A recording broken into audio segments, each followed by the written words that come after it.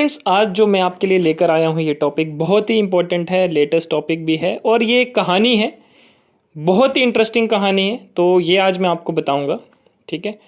तो चलिए शुरू करते हैं फ्रेंड्स। तो बात है कुछ हज़ारों सालों पहले की, यानी कि 10वीं शताब्दी की ये कहानी है। 10वीं शताब्दी की ये बात है, जब लगभग 950 एडी में राजा साहिल वर्मन, जो कि चंबा के राजा थे, उन्होंने चंबा रियासत की राजधानी जो कि मेन चंबा में उन्होंने स्थित करी थी, वहाँ पे एस्टेब्लिश करी थी।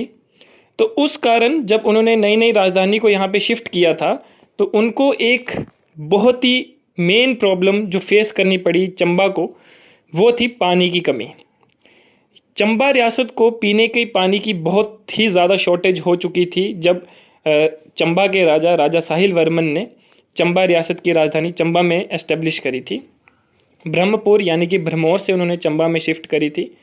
लेकिन पानी की इतनी कमी थी कि प्रजा के पास पीने का पानी और आम यूज़ करने के लिए पानी बिल्कुल भी नहीं था। तो चंबा के राजा ने बहुत ही कोशिश की, भगवान से प्रार्थना करी, हर एक जो उनसे पॉसिबल हो पाया वो उन्होंने किया, लेकिन अंततः हार मान के वो बैठ गए। लेकिन एक रात क्या हुआ कि उनको एक वाणी सुनाई दी। एक सपने में उनकी एक देवी आई, जो चंबा की ही देवी थी, वो उनके सपने में आई और उन्हें कहा कि अगर आपको पानी चाहिए या आपकी प्रजा को पानी मिले, तो या तो आपको अपने पुत्र या अपनी पत्नी की बलि देनी पड़ेगी। तो ये सुन के राजा काफ़ी डिप्रेशन में, या बोल सकते हो कि काफ़ी मायूस होकर बैठ गए। लेकिन फिर भी उन्होंने हिम्मत करके ये बात उन्होंने अपनी पत्नी को बताई। तो पत्नी ने यह आश्वासन दिया कि आपको चिंता करने की ज़रूरत नहीं है, मैं अपनी प्रजा की खुशहाली के लिए, उनको पानी मिले, उनको एक अच्छा जीवन मिले, उसके लिए मैं अपने प्राण त्याग दूंगी। तो ये उन्होंने कहा। तो चंबा के राजा ने बहुत ही नम आंखों से ये स्वीकार किया और रानी ने कहा कि मैं चंबा का जो टॉप पोजीशन है, जहाँ से चंबा रियासत पूरी दिखे, मुझे वहाँ ले चलो, मैं वहाँ पे अपनी बलि जो है वो, अपनी जीवित अपने आप को जो है वो दफन कर लूँगी।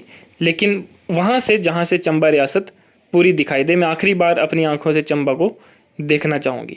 तो वहाँ पे फिर पास ही में चौंतड़ा मोहल्ला के पास ऊपर सूही माता, जो कि रानी सुनैना देवी, जिनको बाद में सूही माता भी कहा जाता है, तो रानी सुनैना जो कि साहिल वर्मन जी की पत्नी थी, उनको वहाँ पे ले जाया गया और वहाँ पे उनको बिठा के उन्होंने आखिरी बार चंबा को देखा और फिर उसके बाद वहीं पे उन्होंने अपने आप को समाधि ले ली, अपने आप को वहीं पे जिंदा दफन कर लिया।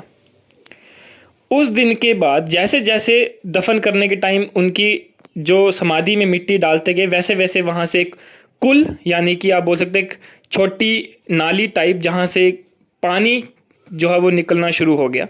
उस कुल से पानी आते आते पूरे चंबा शहर को जो है वो पानी मिलना शुरू हो गया।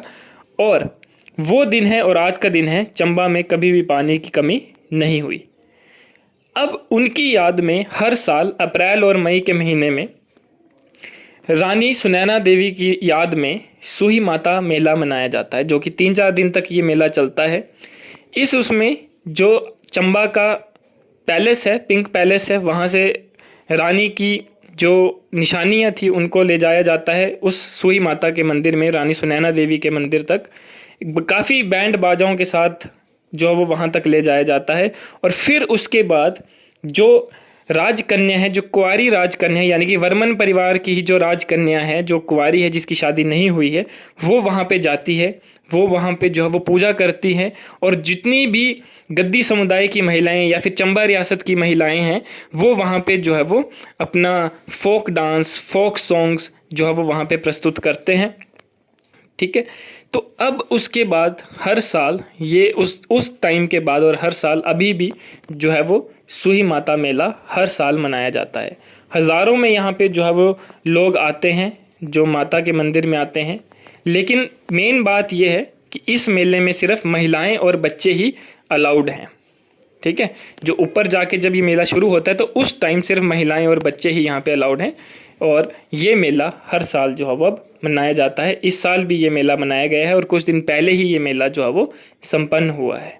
धन्यवाद।